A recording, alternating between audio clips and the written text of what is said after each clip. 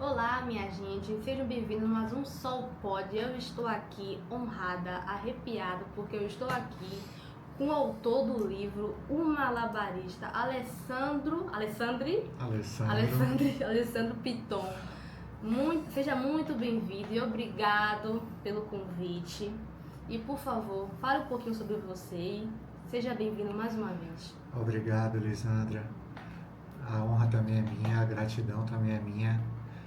Uma alegria estar contigo, parabéns pelo seu trabalho. Obrigada. Lisa, eu comecei a gostar de literatura muito cedo, através de uma coleção de livros voltada para o público juvenil, chamada Coleção Vagalume. Era uma coleção da editora Ática, com histórias de suspense, aventura, para crianças e jovens. O primeiro livro que eu li dessa coleção chamava-se A Ilha Perdida, de uma escritora chamada Maria José Dupré, que é autora também de Éramos Seis, que virou novela. Sim, Éramos Seis. E aconteceu uma coisa muito curiosa quando eu li esse primeiro livro na minha vida. Eu tinha cerca de 10 anos de idade. Antes eu lia historinhas em quadrinhos, mais livro mesmo. Esse foi o primeiro. E me aconteceu uma coisa curiosa. Quando eu terminei de ler A Ilha Perdida, apesar de ser um livro de aventura, não era um livro triste, a história não era triste. Quando eu terminei de ler a última página, eu estava deitado em minha cama, tinha 10 anos. Coloquei o livro sobre o meu peito, abracei o livro como se fosse uma pessoa e comecei a chorar. Eu, com meus 10 anos, eu não entendia porque eu estava chorando. Eu me lembro que eu até fechei a porta do quarto para minha mãe não ver aquilo. Ela ia perguntar e eu não ia saber dizer. Anos depois, me lembrando desse fato e tentando chegar a uma conclusão por que aquele choro veio, eu imagino que tenha sido porque é como se minha alma tivesse tendo contato pela primeira vez com algo que ia fazer parte de minha vida para sempre, que era a literatura. E aí veio uma emoção, digamos, espiritual, né?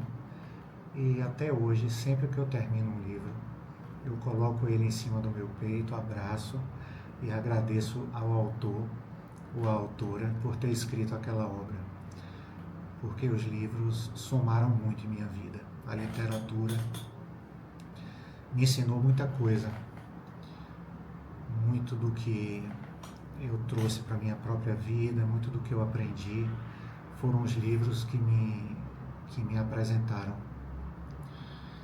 E aí eu fui lendo todos os livros dessa coleção, eu me lembro de ter lido alguns livros best-sellers da juventude, O Menino do Dedo Verde, O Pequeno Príncipe, né? Meu Pé de Laranja Lima, você já deve ter ouvido falar nesses livros. Né? Até que quando eu tinha 15 anos, eu estava em sala de aula, o professor de literatura, era início de ano letivo. Ele passou 3 livros para nós escolhermos qual queríamos ler. Cada aluno poderia escolher um livro. Eu escolhi o meu pelo título que eu mais gostei. Era O Encontro Marcado, um romance de um escritor brasileiro, mineiro, chamado Fernando Sabino. Fernando Sabino era um cronista, principalmente. Ele escrevia muitas crônicas, mas ele escreveu 3 romances muito marcantes. O Encontro Marcado, O Menino no Espelho e O Grande Mentecapto. Eu escolhi O Encontro Marcado, porque foi o título que eu mais gostei. Lisa, esse livro mexeu muito comigo. Qual livro que não mexe com a gente? Eu tinha 15 anos. E aí eu resolvi ir para a livraria procurar saber quais eram os outros livros desse autor, Fernando Sabino. Naquela época não havia internet, Google, para eu pesquisar. O vendedor da livraria me mostrou uma estante com os livros de Fernando Sabino. E aí, naquele ano, eu li 25 livros dele. Fiquei apaixonado pela escrita, pela maneira com que ele colocava, enfim. E foi nascendo em mim um desejo de escrever também. Quando chegou no final desse ano, eu com meus 25 livros de Fernando Sabino na estante, eu estava em um shopping de Salvador, era o mês de dezembro, descendo a escada rolante. Em frente a essa escada rolante havia uma livraria. Eu sei que você vai falar porque... chamada Civilização Brasileira. Sim. E eu estou vendo aquela movimentação dentro da livraria. Sim. Me aproximei, perguntei a um colaborador, o que é que está acontecendo aqui? Ele me disse, é um escritor que está aqui na Bahia, em Salvador, lançando o seu novo livro. Eu perguntei qual é o escritor. Quando ele me disse que era Fernando Sabino, eu com meus 15 aninhos de idade, comecei a me tremer. Naquele momento de minha vida, Fernando Sabino era um ídolo. Eu passei aquele ano lendo só ele. Fernando Sabino está aí, está aqui. Ele vai ficar até que horas? Até fechar o shopping, até 10 horas da noite.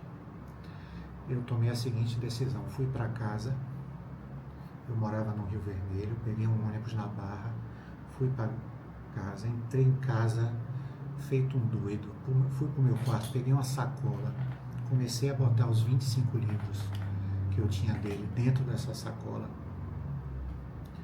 Me lembro quando eu estava fechando a sacola, minha mãe chegou na porta do quarto, viu eu com a sacola, perguntou se eu estava fugindo de casa. Eu disse a ela que ainda não. Voltei para o shopping.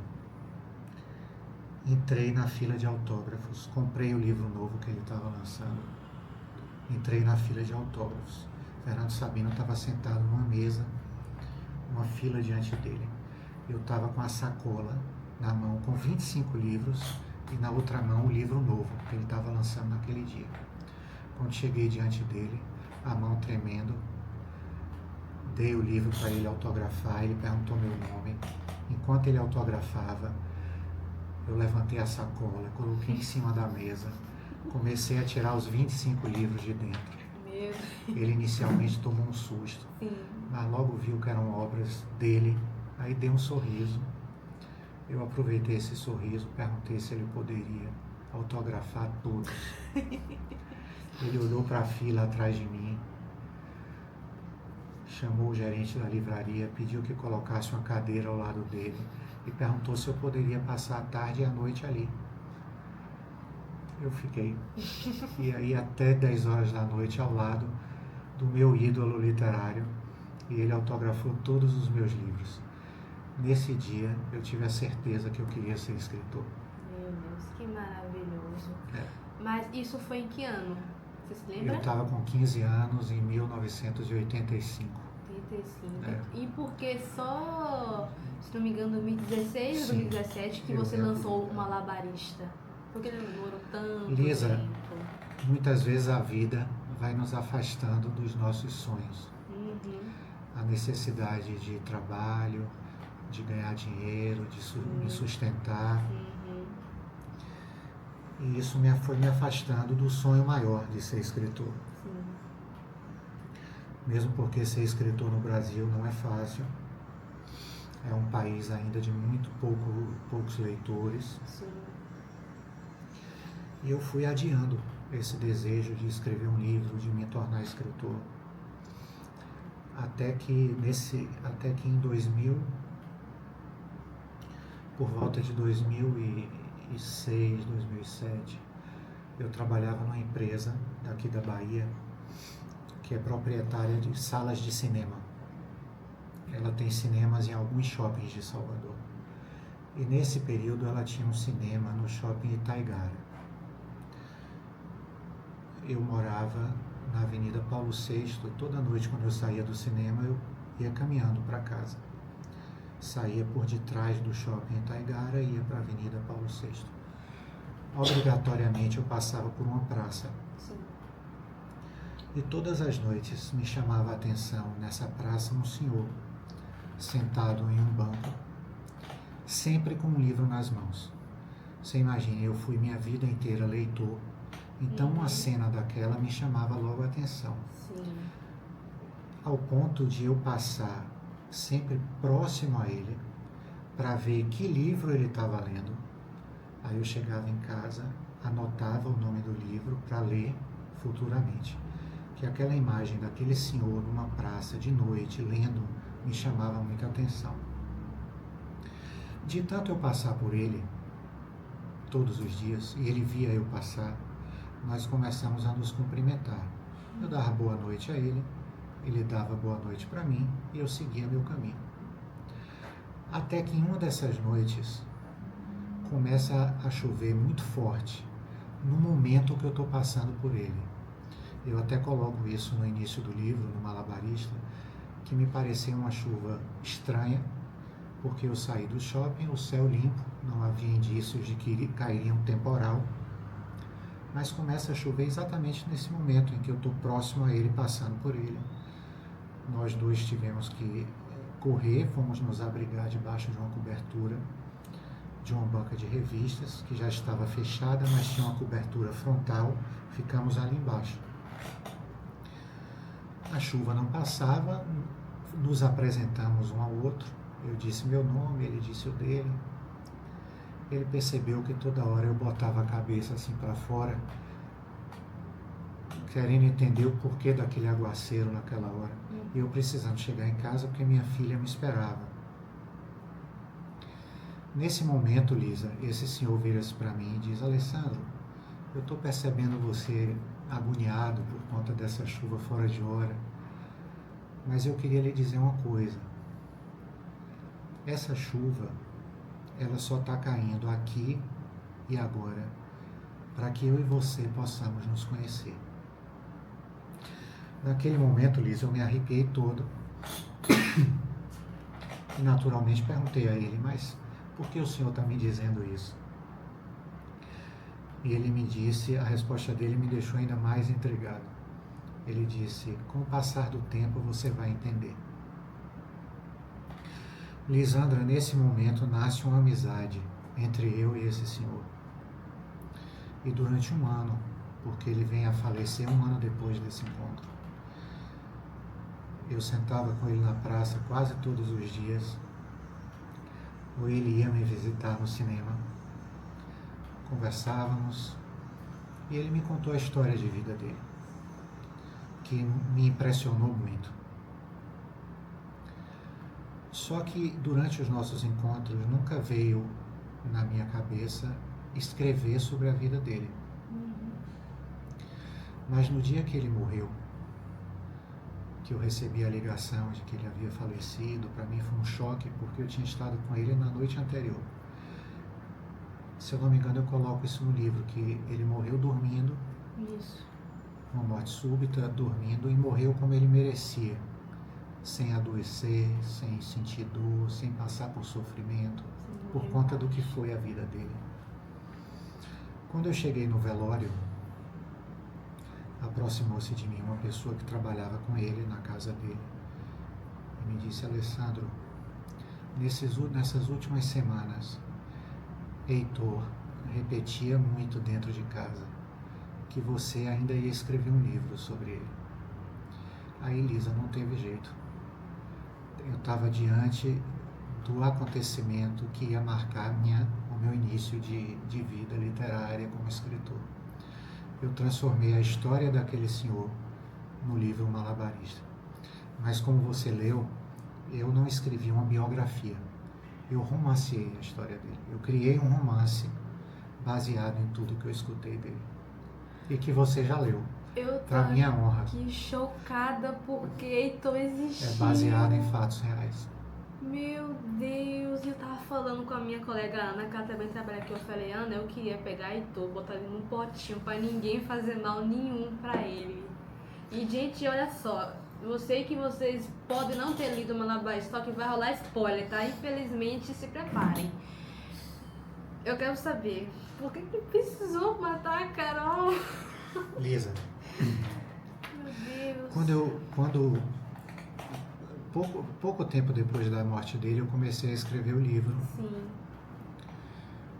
E como eu lhe disse, a minha intenção não era escrever uma biografia, mas um romance. Sim. E foi curioso porque sempre quando eu sentava para escrever, as coisas que ele havia me falado ao longo daquele ano vinha à minha memória de uma maneira muito clara. E eu tive a todo instante a sensação de ele estar próximo, de ele estar perto, como se me contasse tudo novamente. E fui trazendo naturalmente um pouco da minha criatividade para construir a história baseado em tudo que eu escutei, de uma maneira que ficasse como um romance, né? No formato do gênero romance. Mas você me perguntou, sim. Aí eu começo falando sobre a mãe dele. Isso. Né? A mãe dele era do interior da Bahia. Ela passou por uma situação difícil na casa dela, fez com que ela viesse para Salvador. Sim, o barco de navio, se não me engano. Escondida. Isso. Escondida num navio a vapor. Naquela época, para você sair do sul da Bahia para vir para Salvador, era navio. E a mãe dele sai procurando emprego ali no centro da cidade, da nossa Salvador, uma pousada na Avenida Carlos Gomes. Começa ali a trabalhar, passa alguns anos com Dona Maria de Lourdes, a dona da pensão. Ela trabalha na cozinha, ela era cozinheira, já sabia cozinhar desde menina. Quando Dona Lourdes vem a falecer e o filho resolve fechar a pensão, Maria vai procurar um novo emprego, começa a trabalhar em casa de família. Essa era uma época que em Salvador havia poucos prédios e as famílias mais abastadas, mais ricas, moravam em casas, em grandes mansões. E ela começa a trabalhar nessa casa, uma casa enorme. Nos fundos da casa ficavam os quartinhos onde moravam os empregados. Esse é um tempo também que os empregados eles trabalhavam e moravam na residência de seus patrões. Então ali nos 2 quartinhos do fundo moravam Maria, cozinheira, que viria a ser a mãe de Heitor, a arrumadeira da casa e o jardineiro, Valdelice e Dete. Quando Maria tem uns 3 a 4 anos trabalhando, ela engravida. Inicialmente a patroa queria demiti-la. Direitos trabalhistas 0 naquela época, né? Não queria que ela continuasse trabalhando, porque ela havia engravidado, mas aí a própria família conseguiu convencê-la a deixar Maria lá, porque já estavam acostumados com ela. Que cozinhava bem. Exato, porque cozinhava bem. E Heitor nasceu lá. Heitor, esse senhor que eu conheço na praça, anos depois. E aí, Heitor, ele tem que enfrentar situações de preconceito, exclusão. A dona da casa pede, inclusive, a Maria, que não quer que o limite dele seja os fundos da casa. Ele não pode interagir com os filhos dos patrões.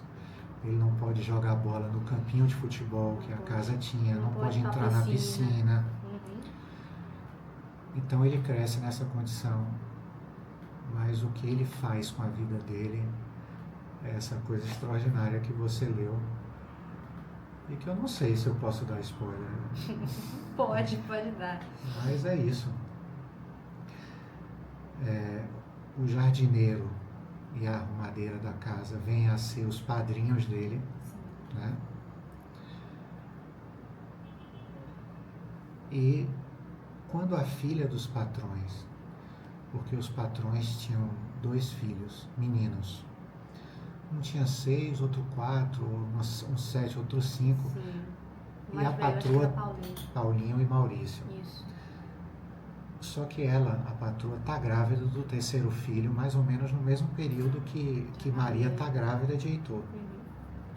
Ou seja, o filho da cozinheira, Heitor, e a filha dos patrões nascem praticamente no mesmo tempo. A filha dos patrões vem a ser uma menina. Quando essa garota vai crescendo, ela começa a se dar conta que na casa dela mora um menino também, que não pode estar com eles, que tem que estar sempre nos fundos da casa. E ela começa a se interessar por essa situação. Na minha casa mora um menino da minha idade que não brinca comigo, que não vai nas minhas festas de aniversário, não ela frequenta proibiu a mãe minhas festas de por conta aniversário, disso. não brinca com a gente, não entra na piscina com a gente. E ela foi descobrindo que era a mãe que não queria. E ao passo que ela vai crescendo, ela vai começando a se posicionar diante dessa situação e questionar a mãe. Né? Por que ele não brinca com a gente? Por que ele não vai para o nosso aniversário? Por que ele não toma banho de piscina? E esse interesse de Carol faz com que eles dois comecem a se aproximar, porque Heitor vai percebendo que existe ali uma amiga, alguém que quer ser amiga dele. Né? E chega ao ponto de Carol, inclusive, em uma determinada idade, dizer: eu só comemoro meu aniversário se Heitor for convidado, se Heitor estiver presente. Há uma briga dela com a mãe por conta dessas questões. Mas, enfim, esse olhar de Carol mais humano faz com que os dois se aproximem e muitas coisas venham a acontecer ao longo dessa história. Me perdoe, Lisa, não vou ficar entregando tudo do livro. Aí eu vou contar tudo, não posso contar então, a história. Podemos resumir, então, no caso, uma parte um pouco mais literal. Acho que quem leu o livro percebeu que você não caracteriza muito os personagens. A gente não sabe se Heitor é negro, se ele é branco, se ele é pardo. Enfim, nada dos personagens. Eu fiz isso de forma intencional, foi de propósito. Eu fiz questão de não trazer características físicas, que é a intenção é fazer com que o leitor absorva a qualidade da alma de cada personagem. Não importa se ele é branco, preto, amarelo, não importa.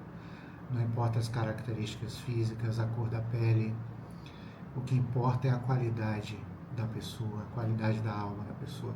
E eu queria que cada leitor, cada leitora absorvesse o personagem dessa forma, entrando em conexão com a qualidade de cada pessoa e não por questões outras, entendeu? Por isso eu não caracterizo ninguém, não trago descrição física de nenhum dos personagens. Agora, se um estúdio de filme, como a Globo ou qualquer outra, quiser fazer um filme sobre esse livro, na hora de escolher os personagens, você queria estar presente? Naturalmente eu iria colaborar para que viesse a se aproximar o máximo possível da realidade, né, de cada personagem. É claro que um livro indo para a TV, as pessoas têm que ter as características físicas, estão ali e aí naturalmente eu colaboraria com essas informações. Como eu te falei antes, se fosse dos anos 90, que seria a mãe de Heitor seria Patrícia França e Heitor seria Marcos Palmeira. Tá na minha cabeça isso desde que comecei a ler o livro. E você seria Carol? Ah, meu Deus. E aí pronto. Você já me disse que gostaria de botar Heitor no colo. Pois é, Lisa, Heitor existiu. Eu tô besta. Heitor existiu. Como é que ele era? Você tem uma foto dele pra me mostrar? Então, como o objetivo de nossos encontros nunca foi de escrever um livro, Sim. Muita coisa eu poderia ter, né, buscado e não busquei, porque não tinha essa intenção de escrever sobre ele. Eu só começo a escrever a história dele depois que ele morre. Se desde o início houvesse já um planejamento, eu vou escrever a história desse homem, eu teria buscado mais informações e tudo. Mas eu acho que as coisas principais que aconteceram na vida dele estão no Malabarista. Quando você escreveu Malabarista, não, desculpe, aí quando você lançou no Sartre, você primeiramente lançou o livro no Sartre ou em outros lugares? Vou te contar essa história, mas antes vou só fazer um parêntese. para falar o porquê de o título do livro ser esse.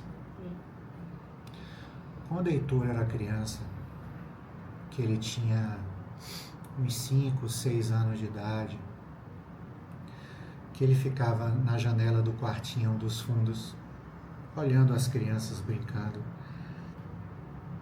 No final de semana, por exemplo, a casa se enchia de crianças, Sim. porque eram os filhos dos patrões, os primos, colegas de colégio iam para lá jogar futebol, tomar banho de piscina. E Heitor vê aquilo tudo acontecendo sem poder participar, sem poder interagir. Ele começa a ver no meio dessas crianças um garoto que aparentava ter uns 11, 12 anos, fazendo malabarismo com 3 bolinhas. E todas as vezes que ele pergunta para a mãe dele, para Maria, ou para os padrinhos dele, Dete e Valdelice, que ele pergunta: mãe, quem é aquele menino no meio dos outros, jogando 3 bolinhas para cima? Lisa, como você viu, nem Maria e nem ninguém via essa criança. Apenas ele. E é aí que no livro entra essa questão da espiritualidade, que eu trago de uma maneira natural. Você vê que eu procuro não trazer para o livro religião, mas eu não deixo de fora essa questão que era parte da vida de Heitor. Heitor, ele tinha, você deve saber sobre isso, ele tinha o dom da mediunidade. Sim. Né? E tantas outras pessoas que têm esse dom de uma maneira forte. Minha avó via espíritos. Né? E uma pequenininha viu. A minha avó que morreu. Foi? Lá no interior. Pois é. E é natural, né? Na verdade, todos nós temos a mediunidade. Alguns se desenvolvem mais, outros não. Eu, por exemplo, não vejo. Né? Mas sente. Sinto. Minha avó via. E Heitor era de uma mediunidade muito intensa. Então, se eu estou falando da vida desse homem, eu não poderia deixar de fora da história essas questões envolvendo a espiritualidade dele e essa capacidade dele que ele tinha de interagir com espíritos. Mas eu trago para o livro, você deve ter percebido, de uma maneira muito tranquila, né? Exatamente para que o livro não seja, digamos, taxado como um livro espírita, que o objetivo não é esse. Não é forçado. Não. É uma coisa bem natural. Tanto que eu trago para o livro praticamente só o garoto malabarista. Uhum. Ele via muitas outras coisas aconteciam na vida dele envolvendo essa conexão, né, com a espiritualidade. Mas eu só trouxe o garoto malabarista para o livro, você deve ter percebido isso. Né? E nós somos da terra de um grande espírita, Divaldo Franco, né, que inclusive está internado recentemente. Sim. Divaldo Franco, ele tem um trabalho lindo, é um baiano de Feira de Santana. Ele tem a Mansão do Caminhão no Pau da Lima, onde ele faz um trabalho social muito especial, já há muitos anos. Uhum. E Divaldo é um dos grandes médiuns da humanidade, do planeta. Né? E Heitor tinha isso precisava estar na história. Você diz que a sua avó era espiritista, mas você também se considera espiritista?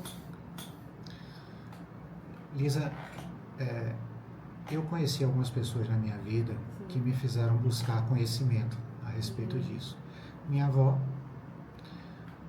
depois eu tive uma sogra que ela via demais e aquilo me chamou a atenção. Eu me lembro uma vez que eu estava na casa dela, dessa minha sogra, e ela estava na rede que ficava na varanda se balançando. Eu estava diante dela em pé. Eu estava encostado na grade da varanda.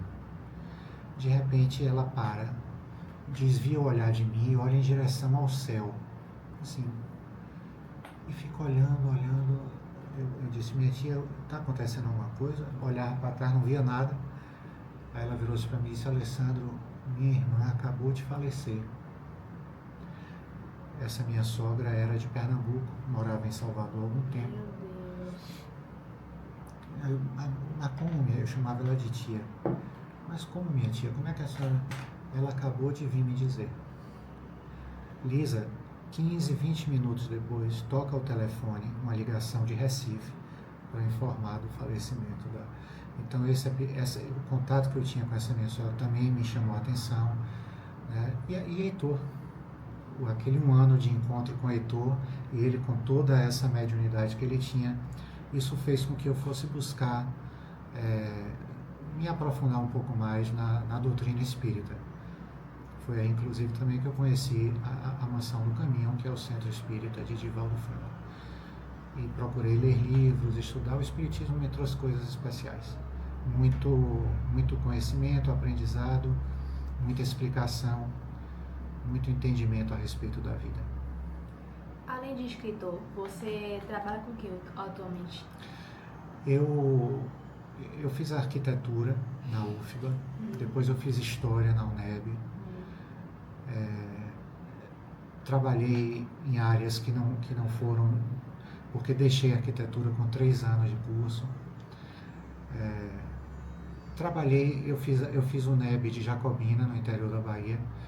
Cheguei a entrar em sala de aula como estagiário, mas depois comecei a trabalhar numa empresa de cinema, como eu te falei. Trabalhei aqui em Salvador, trabalhei em Angola, quando eles abriram lá em Luanda um multiplex. Eu fui trabalhar lá para ensinar os funcionários a trabalharem com cinema. Então eu passei 4 meses em Angola, que foi uma experiência também muito especial. E fez inclusive nascer um livro lá que não está publicado ainda. Mas sempre trouxe dentro de mim o sonho de ser escritor. Hoje eu larguei tudo para ser um escritor apenas. E quando eu comecei a apresentar o malabarista nos colégios, aos professores, que um e outro colégio começou a adotar o livro, e aí alguns outros adotaram, enfim, cerca de 18 colégios de Salvador trabalharam com malabarista. Colégios como o Sartre, que você citou, já trabalha com o malabarista há 9 anos consecutivos. Foi o livro que mais ficou tempo adotado pelo colégio. Essa entrada nos colégios me permitiu poder, mesmo enfrentando minhas dificuldades, mas viver com o que a literatura me dá, sabe? É uma vida que tem suas limitações. Não é fácil ser artista, ainda mais escritor, mas se a literatura não me dá, ou ainda não me dá, porque ninguém sabe o dia de amanhã, um retorno que me dê um conforto, mas a felicidade que eu sinto de estar praticando o meu sonho de ser escritor, isso para mim é o mais importante. Mais uma coisa sobre tudo que você falou agora. Um livro, Lavrador, que é a continuação. No caso, o Mateus. Você se inspirou em você mesmo, né? O Mateus sou eu, Tanto no malabarista, que é o jovem que se encontra com o Heitor na praça, né? Então, no malabarista, eu estou no início do livro, que é quando há o encontro, e lá no final, que é quando ele morre, que o personagem Mateus, que sou eu, volta para a história. O Lavrador é uma história que fala de busca dos sonhos, da importância de a gente se conhecer, de nós mergulharmos em nós mesmos, para entendermos, descobrirmos e compreendermos o que foi que nós viemos fazer aqui. Nós não nascemos à toa. Existe um porquê de nós estarmos nesse mundo. E tampouco nascemos para adquirir bens materiais. Eu não nasci para ter o melhor carro, para morar num apartamento mais luxuoso. O objetivo da vida não é esse. O objetivo da vida é crescer, é evoluir, é nos tornarmos pessoas melhores a cada dia. E o Lavrador fala disso, de a gente se descobrir o que viemos fazer aqui e corrermos atrás dos nossos sonhos. Aquele sonho é o que vai nos dar tranquilidade, felicidade. Porque hoje, Lisa, a gente vê muitos jovens que são escravos do mercado de trabalho. Eles escolhem suas profissões no colégio, quando vão fazer o Enem, se aquela profissão vai lhe dar dinheiro. Não é aquilo que ele quer, mas aquilo vai dar dinheiro. Ou seja, o dinheiro rege as escolhas. E aí você vê uma pessoa ganhando dinheiro naquilo que escolheu, mas depressiva. Não é feliz. Porque não é aquilo que mexe com ela, né? O Lavrador fala muito disso, de nós irmos atrás daquilo que a gente ama, aquilo que nos dá prazer, que é aquilo que a gente vai realizar com alegria, com satisfação, com amor. E o Lavrador conta a trajetória de Mateus, desde o momento em que ele escreve o livro O Malabarista e corre atrás do seu sonho de publicar esse livro. Você já está bem adiantada na leitura, então você deve estar captando o que eu estou dizendo. Ele corre atrás desse sonho de publicar o seu primeiro livro e finalmente realizar o sonho maior de ser escritor, né? Então o Lavrador traz essa mensagem de nós nos autoconhecermos, nos autodescobrirmos, descobrirmos nossos sonhos maiores e realizarmos. Eu sei que é uma pergunta chata, mas como é que foi o lucro do malabarista e do lavrador? Qual vendeu mais? Como eu lhe disse, quando eu consigo entrar nos colégios, porque antes eu vendia de porta em porta, em Jacobina eu vendia na rua, eu cheguei a montar um sebo de rua, onde eu vendia o meu livro Malabarista e alguns outros que eu tinha em casa que eu já tinha lido. Não tem um sebo de rua, então passei a viver disso, mas quando nesse sebo que funcionava numa rua de Jacobina, numa ponte, eu era um vendedor ambulante.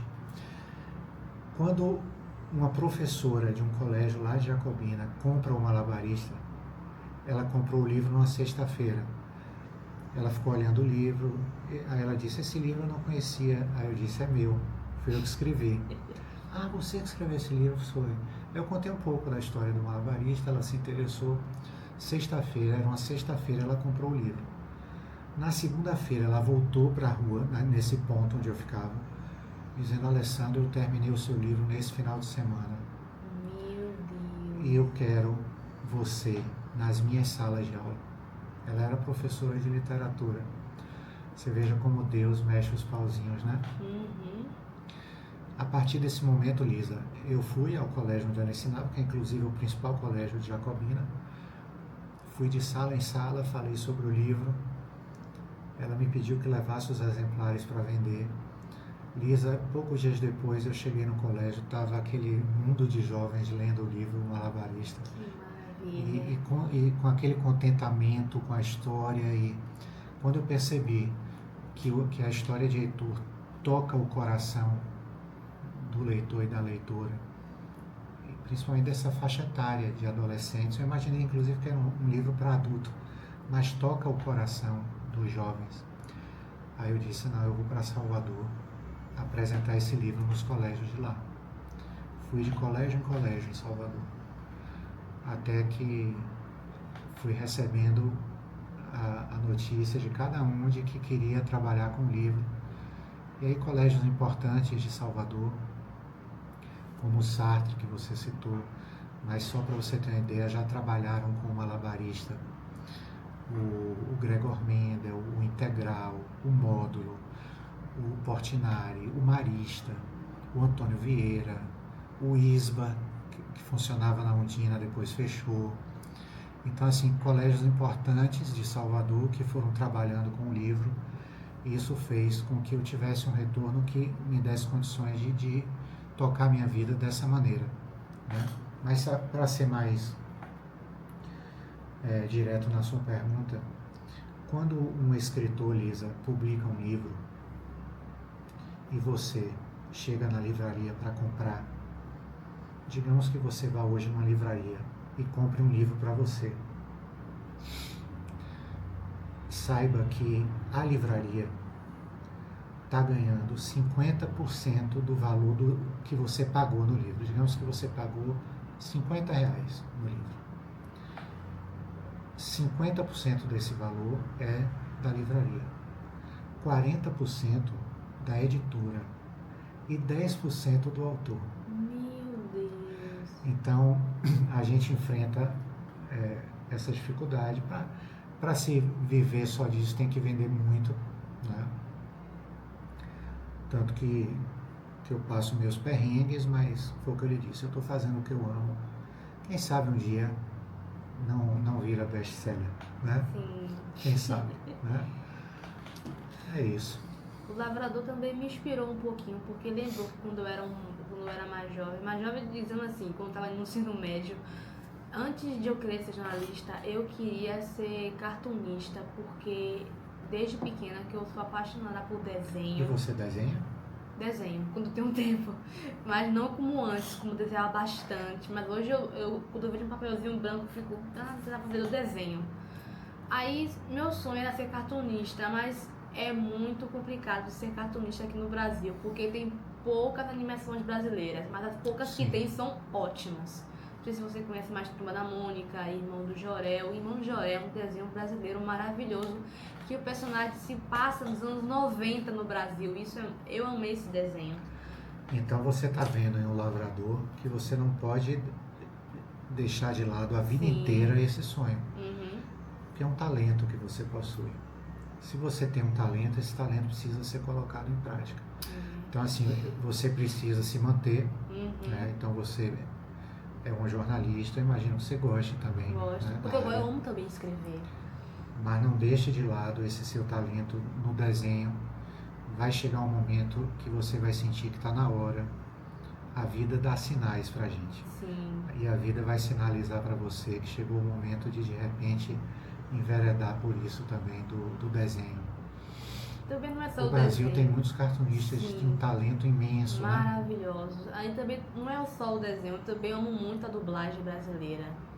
Eu sou fã de muitos dubladores brasileiros, como o Guilherme Briggs, o Garcia Júnior, que dublava o He-Man, quando ele era pequeno, ele dublava o Pica-Pau, que é bem antigo. E você se interessou em buscar quem eram essas pessoas? Eu sigo todas elas no Instagram.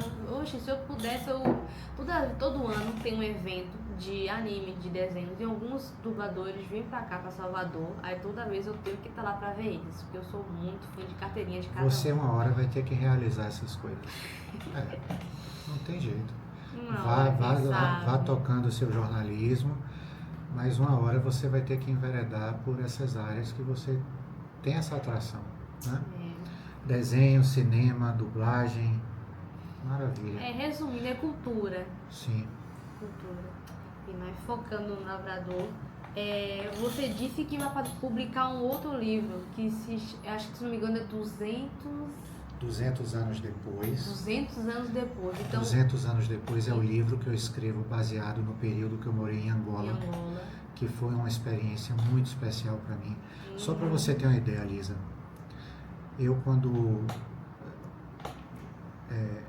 o avião pousou em Angola, primeiro que eu já fiz a viagem com minha cabeça a mil, né? Porque para mim era uma coisa muito distante, de repente, naquele momento de minha vida, eu estar pisando em solo africano, com toda a força que existe naquele continente e cuja cultura nos influenciou tanto, principalmente aqui na Bahia. Né? Eu, quando salto do avião, quando eu desço a escada do avião, eu começo a me emocionar de uma maneira que as lágrimas começam a cair. Eu faço todo o percurso de pista do aeroporto de Luanda até pegar minha mala chorando, emocionado de estar ali. E um sentimento muito forte de que em algum outro momento da minha vida anterior a essa, eu estive naquela terra. Um sentimento muito forte. Até que quando eu estou no final da viagem, que eu sou levado por uma colega de trabalho do cinema, angolana, ela me leva para um senhor, também com uma espiritualidade forte, uma mediunidade forte. Quando eu entro na casa desse senhor, Lisa, sabe aquela figura do preto velho? Sim. Aquele senhorzinho de barba branca, Uhum. né, cachimbo na boca.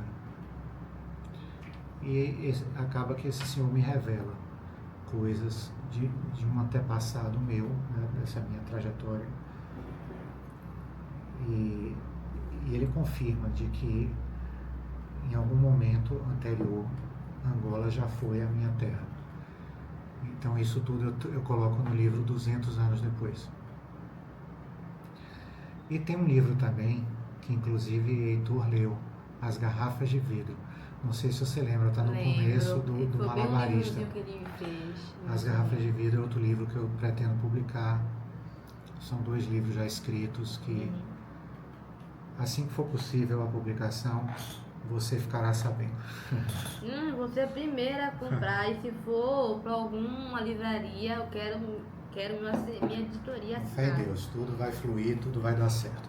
Sim. Uma outra coisa também. Esse 200 anos depois, né? 200 anos depois. 200 anos depois. Eu cito ele no Lavrador. Né? Aconteceu mesmo, né? Aquela angolana. Sim. Meu Deus. Sim. Eu falo um pouco dele, né, no Lavrador. Sim, bastante. O o suficiente para entender como mais ou menos como vai ser a história. Sim, gente, pelo amor de Deus, leia o Malabarista e o Lavrador. São livros maravilhosos. Tipo, eu não tenho uma religião própria. Tipo, eu acredito em um pouco de tudo. Eu acredito em Deus, em... Sim. Só que eu tenho uma paixãozinha pelo espiritismo, porque eu acredito em espíritos. Sim. Também... Tanto que eu gosto da novela Viagem por causa disso. Sim. Não sei se eu falei pra você. Mas espiritismo é uma coisa muito forte, também um pouquinho ligada à minha família também. Porque se eu te falei que a minha irmã pequena viu a minha avó no interior, tava de noite, ela tinha uns 3, 4 anos. Minha avó tinha morrido quando eu era criança. Aí a gente tava assistindo, tudo escuro. Aí minha irmã ficou fazendo assim, ó, pra varanda, pro nada. A gente, o que foi, Roberta, que você tá dando tchau? Não tem ninguém lá, tá um breu lá. Ela, é vovó Augusta. Todo mundo ficou arrepiado. Meu tio, olha, eu vou dormir, viu? Meu tio com medo. Aí ela só tinha visto a minha avó pelo retrato. Por foto. Aí meu pai, que acredita muito nisso, e minha mãe falaram, ela veio ver a neta. Eu já enxergo essas coisas, Lisa, não é nem uma questão de eu acredito. Eu acho que isso faz parte da vida da gente. Sim. Nós não somos apenas corpo.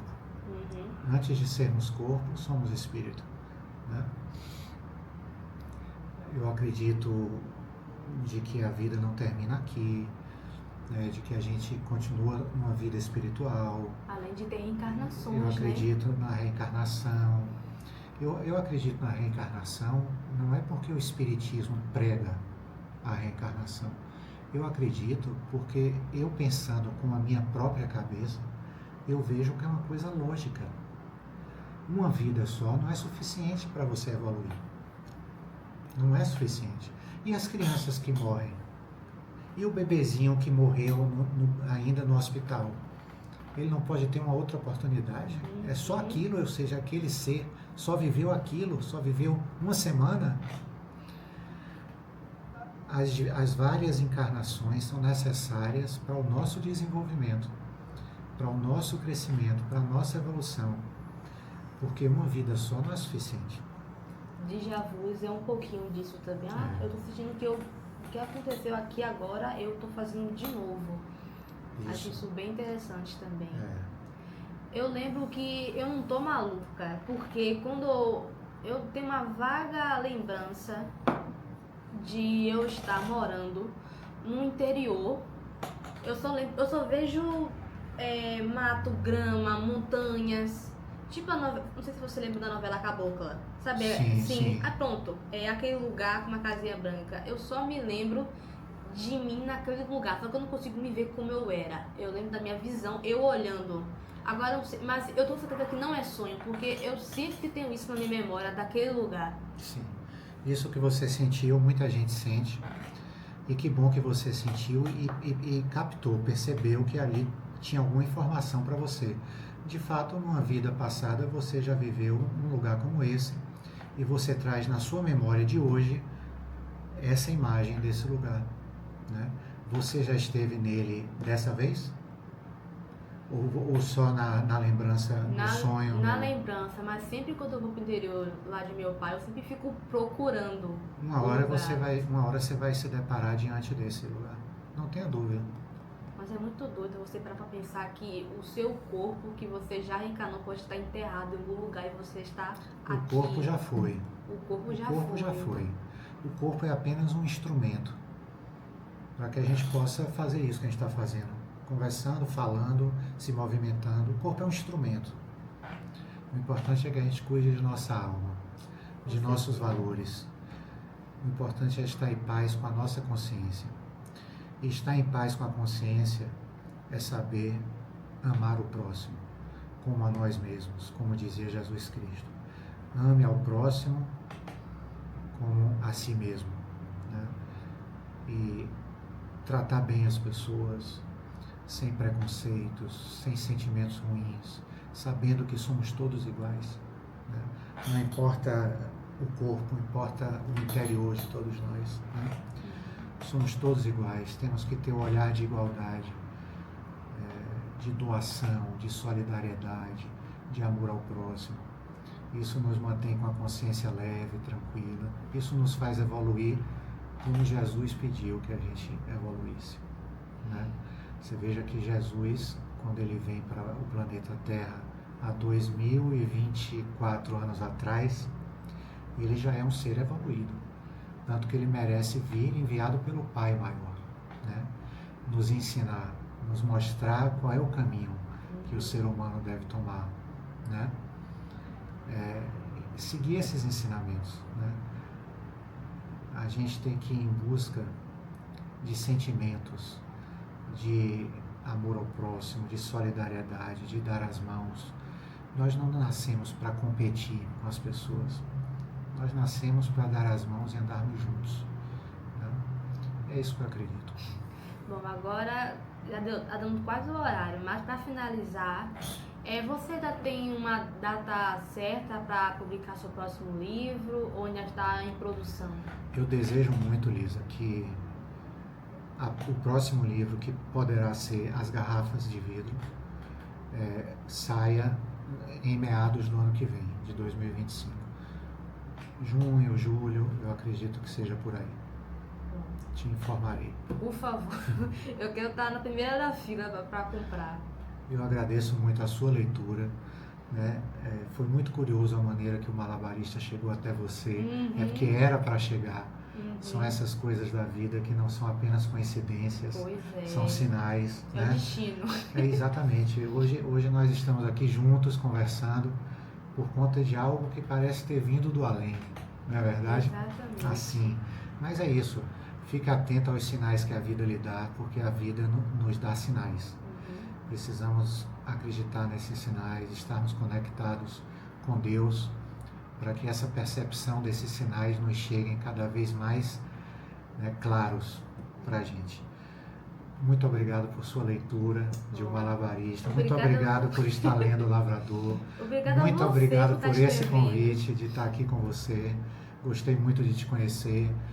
Desejo que você continue sendo uma leitora, porque os livros me ensinaram muito. Muito obrigada. E para o pessoal te seguir em alguma rede social, tem o seu Instagram, né? Tem o meu Instagram Alessandro KP.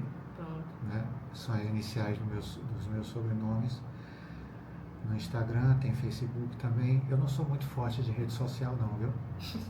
Mas é bom tô lá. um pouquinho para se comunicar. Tô lá. Porque assim que eu terminei o livro, eu fui doida para achar você. Veja que no você Instagram. fez uma postagem de alguma coisa que eu passei o dia inteiro, não entrei no Instagram, não vi.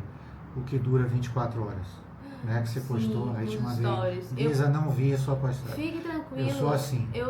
Um dia eu abro, outro dia não abro, um dia vejo, outro dia não vejo. O vídeo que eu fiz no story foi sobre malabarista, quando terminei. Meus olhos estavam lacrimejando. Eu falei, gente, compre esse livro, aconteceu isso. Aí depois eu fui cego de procurar. Achei você no Instagram, filho, meu Deus do céu, tomara que ele me responda, tomara que E hoje estamos aqui. Meu sonho se realizou, estou muito feliz, muito feliz. Muito obrigado, viu? Obrigada a você. Tchau, gente. Até a próxima. Semana que vem, o filho de Edson Gomes, Jeremias Gomes, aqui no Sol Pode, viu? Tchau. Um abraço.